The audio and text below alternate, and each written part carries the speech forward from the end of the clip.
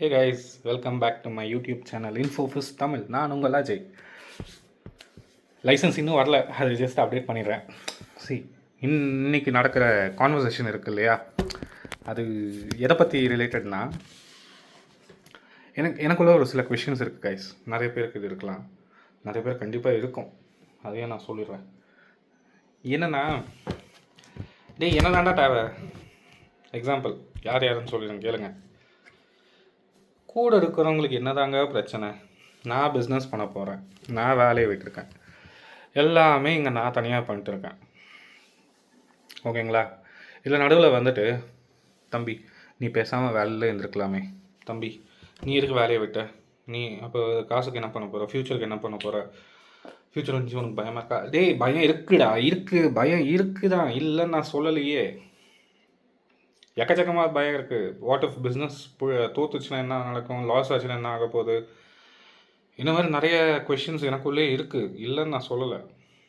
உங்களால் என்ன பண்ண முடியும்னா வாயை மூட்டு இருக்க முடியும், இல்லைங்களா? அக்கம் பக்கத்தில் 4 பேர் 4 விதமாக பேசுவாங்கன்னு சொல்கிறாங்கல்ல. டேய், யாரா நீங்களா? எனக்கு அந்த டவுட் இருக்குங்க. யார் இவங்களா? வேலைக்கு போகிறப்போ கல்யாணம் பண்ணுன்றாங்க. இல்லை ஃபஸ்ட்லேருந்து வரேன். எஜுகேஷன் முடித்தோடனே நல்ல வேலைக்கு போ, நல்ல வேலைக்கு போனோடனே பைக்கை வாங்கினோடனே பேரண்ட்ஸுக்கு ஏதாவது ஒன்று பண்ணி விடு. அது பை டிஃபால்ட் எல்லாருக்கும் தெரியுங்க. பேரண்ட்ஸுக்கு நாங்கள் பண்ணுறது பண்ணாமல் இருக்குது அது எங்களுக்கு தெரியும், எப்படி நாங்கள் பார்த்துக்கணும், எப்படி பார்த்துக்க கூடாது அப்படின்னு. கோவத்தை கண்ட்ரோல் பண்ண பேசுகிறேன், தப்பாக எடுத்துக்காதீங்க. அதுக்கப்புறம் என்ன? நெக்ஸ்ட்டு சம்பளம் எப்போ இன்க்ரீஸ் ஆகும், நெக்ஸ்ட்டு ப்ரொமோஷன் எப்போ, வேலை எப்படி போகுது, இதெல்லாமே நீங்கள் கேட்குறீங்க இல்லையா? நிறைய பேர் கேட்பானுங்க இல்லையா?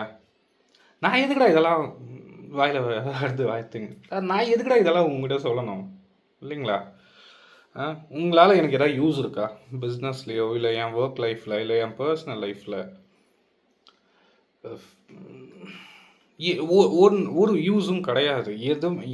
எந்த ஒரு டாப்பிக்குமே யூஸ் இல்லாதவங்க. ஆனால் ஜட்ஜ்மெண்ட் வைக்கிறப்ப மட்டும், நீ பேசாமல் வேலையில் இருந்திருக்கலாமோ, நீ பேசாமல் எதுக்கு இதெல்லாம் எதுக்குடா உனக்கு தேவையில்லாத வேலைடா, இதெல்லாம் மற்றவங்க பண்ணிட்டு போட்டோம், உனக்கு என்ன? நீ அப்படியே ஏதோ ஒன்று பண்ணிட்டு போயேன், ஒரு வேலை கிடச்சிச்சா அந்த வேலையில் இருந்துட்டு போயேன். நீ ஏன் வந்து வேலை பார்க்குற? கிடையாது, நான் என்ன வேலை பார்க்குறேன், எனக்கு தான் தெரியும் அதில் என்ன ஸ்ட்ரகிள்ஸ் இருக்குது, என்ன ப்ராப்ளம் இருக்குது, அதை எப்படி ஹேண்டில் பண்ணுவோம். எவனாவது வேலை பண்ணியிருக்கீங்களா?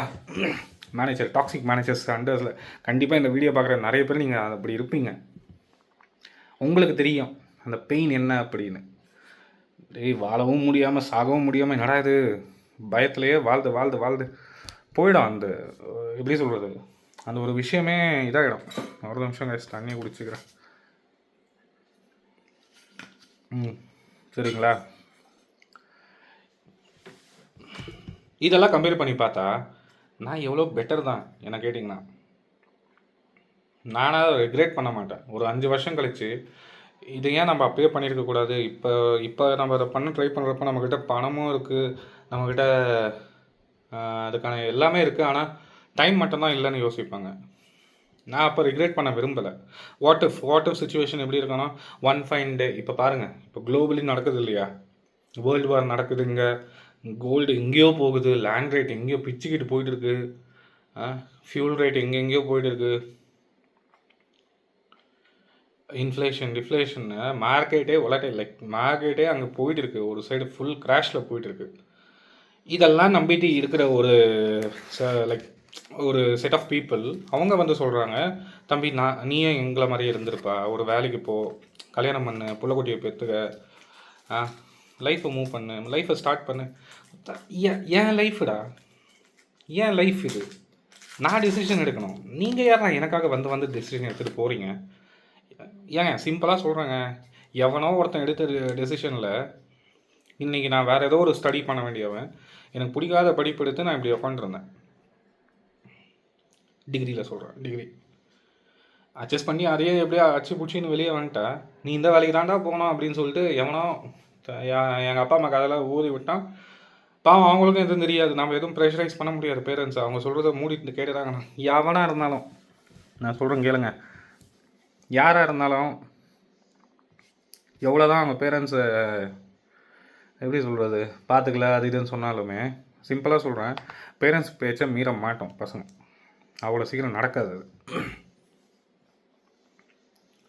எவ்வளோதான் நம்ம சண்டை போட்டு டேய் இதை எனக்கு பண்ணாதடா அப்படின்னு ஒரு வார்த்தை அவங்க வாயிலேருந்து வந்துச்சுன்னா கண்டிப்பாக நம்ம பசங்க அதை பண்ண மாட்டோம். இதுதான் உண்மை. ஆப்போசிட்டில் போய் பண்ணுறன்ற ஒரு தாட்டே இருக்காது. நம்ம இந்த பசங்களோட லைஃப்பில் அந்த செகண்ட் தாட்டே வராது. உனக்கு பிடிக்கலையாம்மா, உனக்கு பிடிக்கலையா, பரவாயில்ல விடு, நான் அதை பண்ணல, அக்செப்ட் பண்ணிட்டு நாங்கள் மூவ் பண்ணிவிடுவோம். அப்படி தான் என்னோடய கரியரே ஸ்டார்ட் ஆச்சு. யாருக்காகவோ சாட்டிஸ்ஃபை பண்ணிக்கிட்டு எவனுக்காகவோ வாழ்ந்துக்கிட்டு அந்த மாதிரி போயிட்டுருக்கிறது இல்லை. நான் இப்போ நிம்மதியாக இருக்கேன்டா. என்ன கொஞ்சம் டைம் எடுக்குது, பரவாயில்ல, நான் அட்ஜஸ்ட் பண்ணுறேன். நான் யார் வீட்டும் பணத்தோடய நான் வாழலையே. எனக்குன்னு சொல்லிட்டு ஒரு சின்ன இதில் ஒரு ரெண்ட் கட்டிட்டு பேக்கப்புக்கு ஏதோ ஒன்று, எப்படி சொல்கிறது, பெருசாக எந்த டென்ஷனும் இல்லாமல் 3 வேளை சாப்பாடு. நான் பிஸ்னஸ் பண்ணுற வரைக்கும் இப்போ நானே சமைக்கிறேன், அதுக்கான க்ளோசரிஸ் மட்டும்தான் யூட்டிலைஸ் பண்ணுறேன், மற்றபடியெல்லாம் எதுவும் கிடையாது என்கிட்ட. இங்கே இதோடவில் எதுக்கு வேலையை விட்டேன், வேலை இல்லாமல் என்ன பண்ண போகிறேன், அப்போ உன் சேஃப்டி, உன்னை நம்பி நாங்கள் எப்படி பொண்ணு தரது? ஐயோ அது ஒரு டாபிக்ங்க. உன்னை நம்பி எப்படி பொண்ணு தர முடியும், நீ யார்?